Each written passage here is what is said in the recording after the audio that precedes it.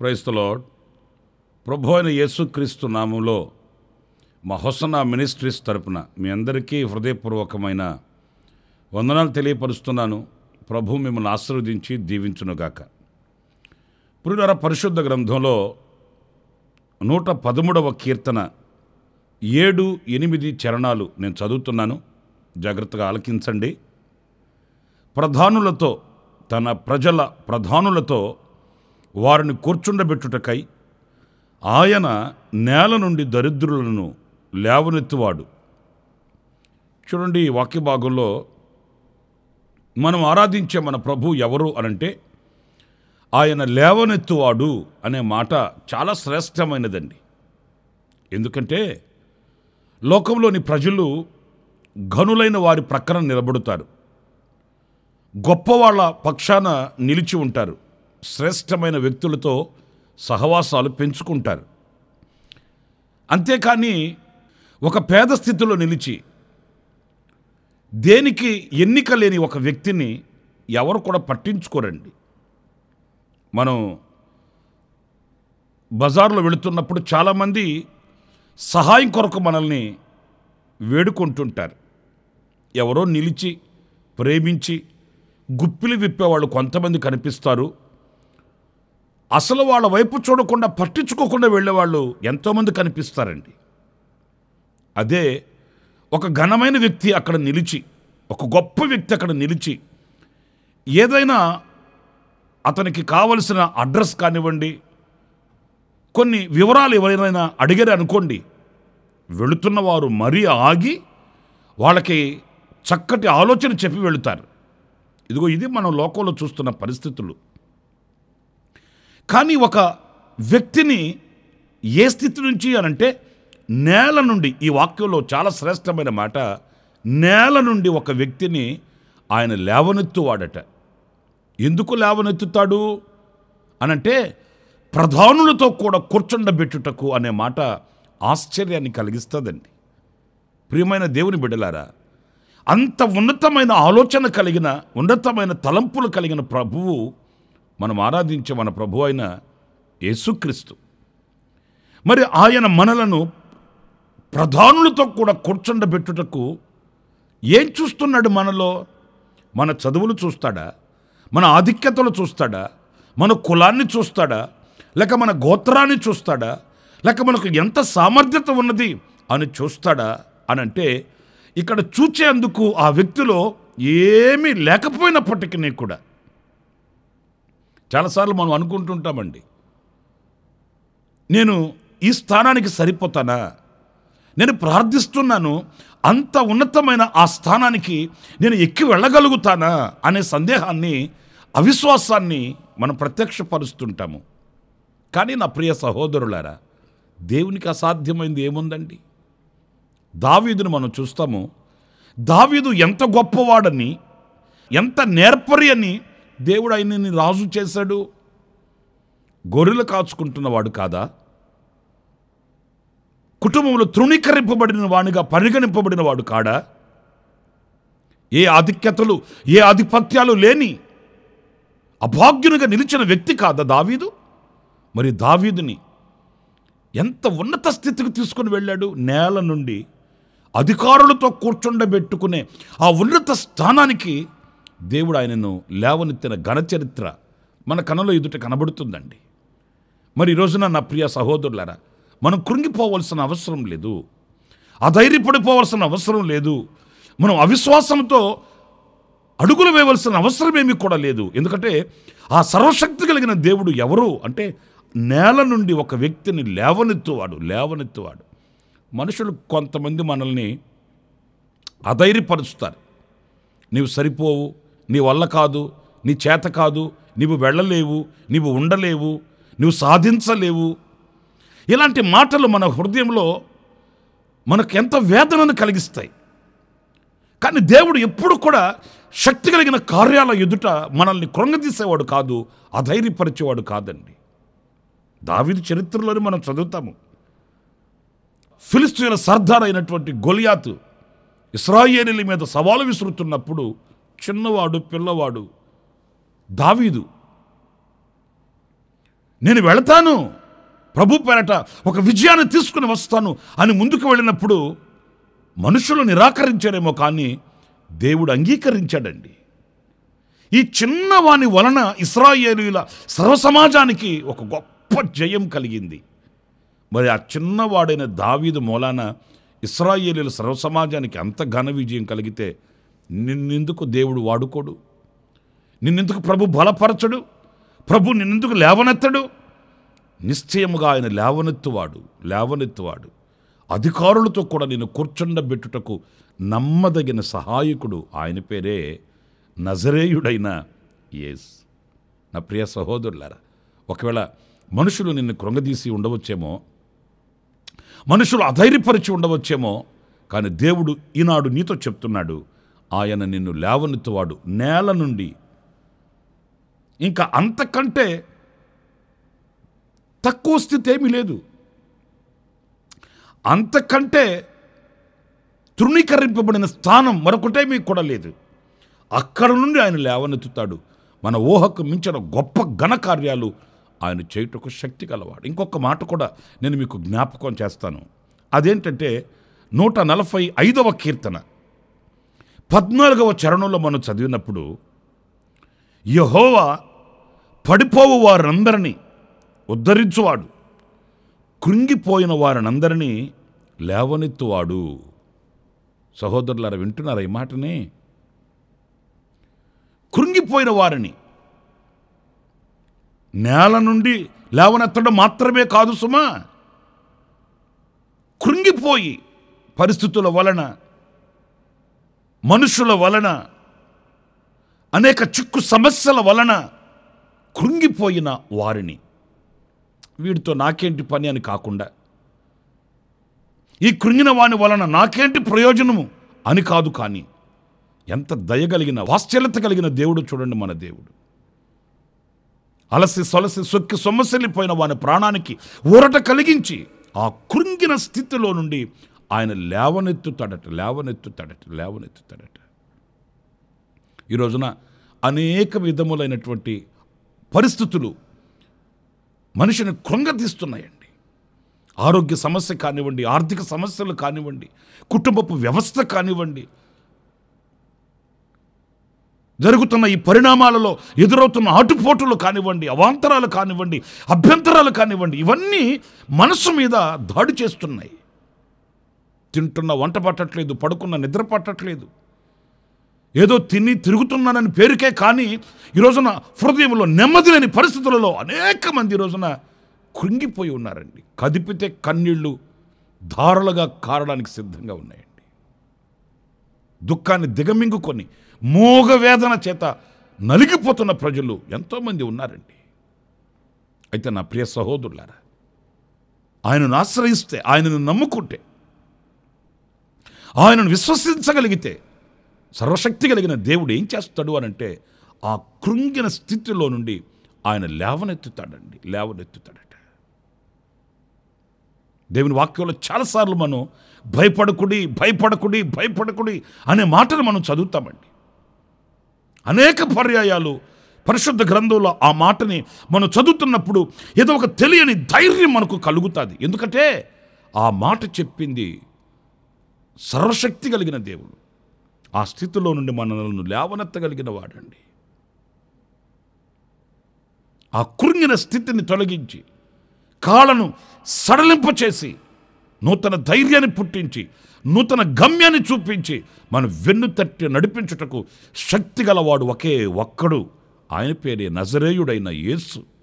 ఒకవేళ మీరు ఈ మాటలు వింటూ ఏ పరిస్థితుల వలన మీరు కృంగిపోయి ఉన్నారో నాకు తెలియదు. చేతికి రాని పిల్లల వలన కృంగిపోయి ఉన్నారా? చేతికి రాని సాంపాద్యము వలన, సంపద వలన అలసిపోయి ఉన్నారా? ఆరోగ్య సమస్యలు కుదుటిపాటు కాక ఒకవేళ కృంగిపోయి ఉన్నారా? నా ప్రభువు మిమ్మల్ని లేవనెత్తడానికి సిద్ధంగా ఉన్నాడు. ఆయన సన్నిధిలో నిలిచి కన్నీరు కార్చి ప్రభు యొక్క సహాయ సహకారాలు వేడుకుంటే నిశ్చయముగా ఆయన నీ చేతిని పట్టుకొని ఆ కృంగిన స్థితిలో నుండి, ఎవరు చూడట్లేదని, ఎవరో గమనించట్లేదని గొప్ప ఘనకార్యాలు చేసిన దైవజనుడు వెళ్ళి బదలి వృక్షం కింద ప్రార్థన చేసుకుని ఆయన పడుకున్నాడు, నిద్రపోయాడు, విసుగు చెందిపోయాడు, అలసిపోయాడు. ప్రవక్తలలో నా పితరుల కంటే నేను శ్రేష్ఠుడిని కాదయ్యా, ఇంత మట్టుకు చాలు, మరణాపేక్ష కలిగిన వాడై ఆయన అక్కడ నిద్రావస్థలోనికి వెళ్ళిపోయాడు. మరణాపేక్ష, ఎంత విసిగిపోతే ఆ మరణాపేక్షలోనికి వెళ్తాడండి. ఇక నేను బ్రతకను, నేను చచ్చిపోవడమే బెటర్, నేను చావడమే ఉత్తమం, ఇక నాకు జీవితం అవసరం లేదు అన్నట్లుగా అలసిపోయాడు. పిల్లల ఆ అలసిపోయిన వ్యక్తిని ప్రభు దాటుకొని వెళ్ళాడండి. ధైర్యం చెడిపోయింది, కృంగిపోయాడు, అలసిపోయాడు, పాడైపోయాడు, నిలిచిపోయాడు, చిక్కిపోయాడు, ఒంటరిగా మిగిలిపోయాడు, ఇతరులతో నాకేంటి అని ఆయన ముఖాన్ని చాటు వేసుకున్నాడండి. లేదు లేదు లేదు, ఆ కృంగిన స్థితిలో నుంచి నువ్వు లేచి భోజనం చేయి, నీకు విస్తారమైన బహుదూర ప్రయాణం ఉంది,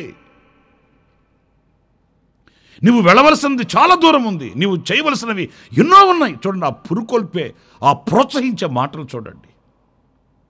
ధైర్యం చెడినవాడా, ఇన్ని గొప్ప కార్యాలు చేసి ఇంత దీనస్థితికి దిగజారిపోయావేంటి? నువ్వు అసలు భక్తుడివేనా, నువ్వు అసలు దైవజనుడివేనా? అలాగా మాట్లాడలేదండి. ఆ ప్రోత్సహించే మాటలు చూడండి. లేచి భోజనము చేయి అని రొట్టె ఆయన ఎదుటి పెట్టి తినమని చెప్పి మరలా ఒక గొప్ప మహిమ కలిగిన పరిచర్యని ఆయన చేతికి అప్పగించినట్లు సత్యవాక్యం సెలవిస్తుంది. మరి ఆ దేవుడే కదా మన దేవుడు, ఆయననే కదా మనం ఆరాధిస్తున్నాము, ఆయననే కదా మనం సేవిస్తున్నాము, ఆయననే కదా మనం నమ్ముకున్నాము. నీ కృంగిన స్థితిలో ఆయన లేవనెత్తుతాడు, నిన్ను విడిచిపెట్టాడు, మర్చిపోడు.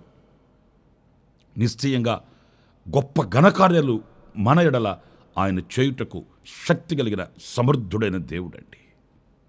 ఇంకొక మాట కూడా నేను మీకు జ్ఞాపకం చేయాలి. 107వ కీర్తన 41వ వాక్యాన్ని నేను చదువుతున్నానండి. అట్టి దరిద్రుల బాధను పోగొట్టి వారిని లేవనెత్తును. ప్రియులారా, ఎంత శ్రేష్టమైన మాట చూడండి. ఇక్కడ మనం ప్రత్యేకంగా గమనించవలసింది, దరిద్రతను పోగొట్టి లేవనెత్తుతాడట.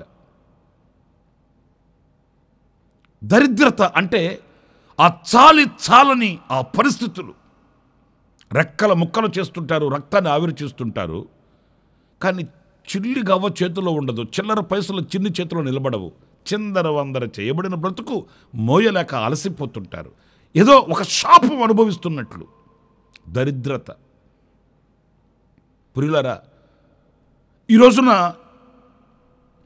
ఈ అనుభవంలో అనేక మంది అఘాయిత్యాలకు పాల్పడడం, ఆత్మహత్యలకు పాల్పడడం, జీవితాన్ని ముగించాలని సాహసించడం, ఎన్నో వార్తలు మనం వింటున్నామండి. అప్పులైపోయామండి, తీర్చుకునే పరిస్థితుల్లో మేము లేము, ఇక బ్రతకడం కంటే చనిపోవడం మేలు కదండి అని చెప్తుంటారు. ఒక్క మాట ఆలోచించండి, సమస్యలకు పరిష్కారం మరణం కాదండి, సమస్యలకు పరిష్కారం అఘాయిత్యాలు కాదండి. ఆ పరిస్థితులలో నుంచి విడిపించగలిగిన ఐశ్వర్యవంతుడైన ప్రభు మనకున్నాడు. ఆయన మహిమైశ్వర్యములో నుంచి మన ప్రతి అక్కర తీరుస్తాడు సుమా. వాక్యం ఎంత స్పష్టంగా చెప్తుంది. ఆకాశ పక్షులను చూడండి, అవి విత్తవు, కోయవు, కోట్లలో కూర్చుకొనవు, మరి వాటిని పోషిస్తున్నాడు కదా, వాటి అక్కర తీరుస్తున్నాడు కదా. ఆ చిన్న జీవులు, ఆకాశ పక్షులు, వాటి అక్కర్లు తీర్చే దేవుడు వాటికంటే శ్రేష్ఠులమైన మన అక్కర్లు ఎందుకు తీర్చడు? ఆయనను విశ్వసించగలిగితే, ఆయనను ప్రేమించగలిగితే, ఆయన హక్కున చేరగలిగితే, ఆయన మీద ఆనుకోగలిగితే. వాక్యంలో మనం చదువుతాం, ఎవని మనసు ఆయన మీద ఆనుకొనునో వానిని పూర్ణ శాంతి కలిగిన వానిగా చేస్తాడట. దేవుని పరిశుద్ధ నామానికి మహిమ కలుగుగాక. వానిని పూర్ణ శాంతి కలిగిన వానిగా అంటే ఆ దరిద్రత తొలుగుతుంది, ఆ శాపం తొలుగుతుంది, వెంటాడుతున్న ఆ చీకటి తొలుగుతుంది, ఆవేదన తొలుగుతుంది, పూర్ణ శాంతి కలుగుతుంది. ఆ దరిద్రత శాశ్వత కాలం నిలిచేది కాదు. మన దరిద్రతను ఆయన సిలువలో భరించాడండి. మన కొరకే ఆయన రిక్తుడుగా దిగి వచ్చాడు.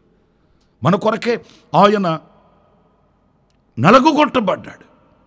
మనల్ని ఐశ్వర్యవంతులుగా చేయాలని, మనల్ని ధనవంతులుగా చేయుటకే ఆయన దరిద్రుడాయను అనే వాక్యం మనం చదువుతాము. ప్రియమైన సహోదరులారా, దరిద్రుల బాధను పోగొట్టి ఆ దరిద్రత అనే ఆ శాపంలో నుంచి విడిపించి మన హోసన్న ప్రార్థనా మందిరానికి వచ్చే విశ్వాసులు చాలామంది ఉన్నారండి. ప్రభువుని ఎరుగక మునుపు, దేవుని ఆలయానికి వాళ్ళు పరిచయం కాక మునుపు వాళ్ళు చెప్పే సాక్ష్యం అతుకుల బొంతగా ఉండేది జీవితం. కానీ ఈనాడు ఒక 10 మందికి పెట్టుకునే స్థితిలో, 10 మంది ఆకలి తీర్చే పరిస్థితుల్లో దేవుడు వారిని, వారి కుటుంబాలని ఆశీర్వదించిన ఘన సాక్ష్యాలు ఎన్నో ఉన్నాయండి. నా ప్రియ సహోదరులారా, నీ చేతుల కష్టార్జితం నీ చేతికి రావట్లేదా? నీ కష్టానికి తగిన ప్రతిఫలం నువ్వు అనుభవించలేకపోతున్నావా? కుటుంబాన్ని, వ్యక్తిగత అనుభవాలలో ఆ దరిద్రత అనే ఒక నీడ నిన్ను వెంబడిస్తూ ఉందా?